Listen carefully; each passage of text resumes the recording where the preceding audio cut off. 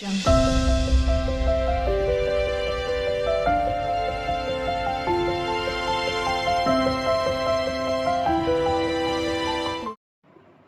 মনে রাখবেন, মক্কা বিজয়ের পর নবী কারোর ঘরে আগুন দেননি, কাউকে আঘাত করেননি, প্রতিশোধও নেননি। ভিডিওটি দেশ এবং দেশের বাহিরে যে যেখান থেকে দেখছেন সবাইকে আসসালামু আলাইকুম। আমি ডলিস লাইভ থেকে সবাইকে জানাই আন্তরিক শুভেচ্ছা ও ভালোবাসা। আশা করি সবাই ভালো আছেন। আলহামদুলিল্লাহ, আমার পরিবার নিয়ে আমি ভালো আছি। এই তো সকাল থেকে ভিডিওটি শুরু করেছি।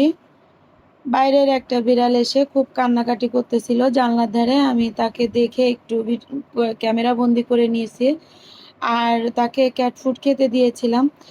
2 দিন আমার কাছে ছিল, তারপরে যেন কোথায় চলে গেছে। এটা কারোর পোষা ছিল, কিন্তু হয়তো সে পথ ভুলে চলে এসেছিল, পরে হয়তো সে চলে গেছে। যাই হোক, সে যেখানেই যাক, আল্লাহ তাকে ভালো রাখুক। কারণ আমার ঘরে কয়েকটা আছে বিড়াল। আমি চেয়েছিলাম যে ও যতদিন পারে আমার কাছে থাক, কিন্তু ও নিজের থেকেই চলে গেছে। তারপরে দেখেন, আমি সকালবেলা নাস্তা করে এই তো আমার টেবিল ক্লথটা উঠে নিয়েছি, চেয়ারের যে কাভারটা এটা উঠে নিয়েছি, যে অনেক দিন বিছানো আছে। আমি এগুলো পরিষ্কার করে নিচ্ছি।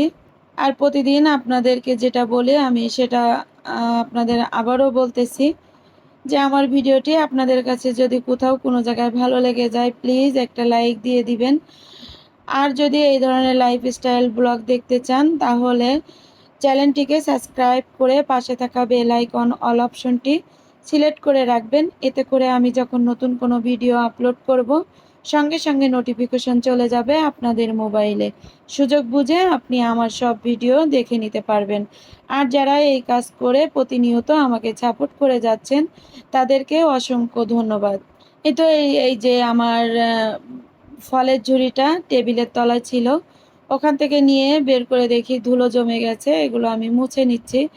এই যে ফলগুলো সব পুঁতি দিয়ে আমার হাতের তৈরি করা, আমার পুঁতি দিয়ে আমি অনেক শোপিস তৈরি করেছি। সেগুলো সব আছে আমার ঘরে। আমি ওইভাবে আপনাদেরকে দেখাতে পারিনি, তাই ইনশাল্লাহ কোনো একদিন আপনাদের সাথে শেয়ার করব যে আমি কি কি তৈরি করেছি পুঁতি দিয়ে। যখন এই পুঁতি দিয়ে এই ফলগুলো তৈরি হতো, প্রথম আমি এইগুলো তৈরি করেছিলাম, তখন অনেকে আমার কাছ থেকে অর্ডার দিয়ে অনেকে তৈরি করে নিয়েছে। আমি অনেক অর্ডার তৈরি করেছি, আর তার ভিতরে নিজের কিছু জিনিস তৈরি করে রেখে দিয়েছি। আর আরও অনেক পুঁথি আছে যেগুলো আমি এখনও তৈরি করতে সময় পাইনি। সব সময় সংসারের দিকে কাজ করতে হয়, এই জন্য আর কি কোনো হেল্পিং হ্যান্ড নেই যে সে আমার সংসারে করে দিবে আর আমি এই কাজগুলো করব। আমার সব কাজ করে ফাঁকে ফাঁকে আমি এই কাজগুলো করে নিই আর কি। তা যাই হোক, আপনাদের কাছে একটা কথাই বলবো আমি, আমার শহীদি ভাই বোনেরা সবার উদ্দেশ্যে আমরা সবাই আর কি এই 2 রাকাত নফল নামাজ তাদের জন্য পড়ে আর কি দোয়া করব, আল্লাহ যেন তাদের জান্নাতবাসী করেন। আর তাদের পরিবারের জন্য দোয়া করব, আল্লাহ যেন তাদের এই শোক সইবার তৌফিক দান করেন। এর ভিতরে আমি দেখেন ফলগুলো আবার জায়গায় গুছিয়ে রেখে দিয়েছি। দিয়ে এই তো আমার যে টেবিল প্লেট ম্যাট আর কি, এই ম্যাটগুলো আমি অনেক আগে কিনা। এটা আমার আব্বু যখন বেঁচে ছিল তখন আমার কিনা কোনো এক পয়লা বৈশাখে, মানে বৈশাখী মেলার থেকে আমার এটা কেনা ছিল। এখান থেকে 9 বছর আগে, কিন্তু ওইভাবে আমি ব্যবহার করি না। আজকে হুট করে মনে হলো যে এগুলো ব্যবহার করি আর কি। মনটা অতটা ভালো নেই যে ভালো কিছু বিছাবো। তার সামনে যেটা পেয়েছি সেটাই আমি বিছিয়ে নিয়েছি। কয়েকদিন থাক, তারপরে আমি আবার উঠিয়ে আরেকটা দিয়ে দিব টেবিলের পরে। আর এই যে গ্লাস পেপারটা কেমন জানি ঘোলাটে হয়ে গেছে, আরেকটা কিনবো, কিন্তু সেটা সুযোগ হচ্ছে না। সুযোগ বুঝে আমি আরেকটা কিনে নিব। আর টেবিলটা আমি গুছিয়ে একটু দেখিয়ে দিচ্ছি যে কেমন হয়েছে। আমি সব সময় গুছিয়ে রাখতে পছন্দ করি, আর গুছিয়ে রাখার চেষ্টা করি যতটুকু পারি আমি।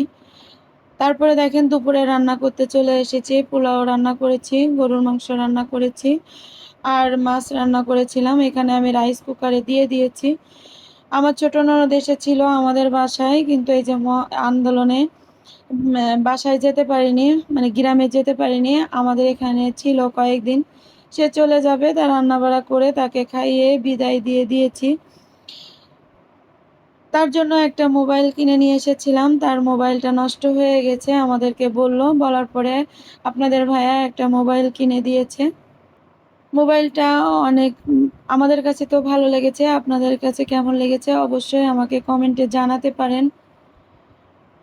আর আমাকে প্লিজ আপনারা আমাকে সাপোর্ট করবেন। আপনাদের সাপোর্ট ছাড়া আমি কখনো সামনের দিকে যেতে পারবো না। আপনারা আমাকে যদি সাপোর্ট করেন তাহলে অবশ্যই আমি সামনের দিকে এগোতে পারবো। আমার স্বপ্নের দিকে যেতে পারবো আরকি। আপনাদের থেকে আমি বিদায় নিবো। তার আগে একটা কথাই বলবো যে যারা এই আশেপাশে যারা ভাঙচুর করতেছে তাদেরকে আমরা বাধা দিব যে এটা কখনো একটা মানুষের কাম্য না যে মানুষের ঘরে আগুন দেওয়া, মানুষের ভাঙচুর করা। সাধারণ মানুষ তারা কোনো দলের কাজ করে না, কিন্তু তাদের অনেক ক্ষতি হয়ে যাচ্ছে। আমরা তাদের পাশে দাঁড়ানোর চেষ্টা করব যেখান থেকে আমরা যেভাবে পারি। আমি আপনাদের কাছ থেকে বিদায় নিব। ফিরে আসবো নতুন কোনো ভিডিও নিয়ে। ততক্ষণ ভালো থাকুন, সুস্থ থাকুন। আমাদের জন্য দোয়া করবেন। আল্লাহ হাফেজ। আসসালামু আলাইকুম।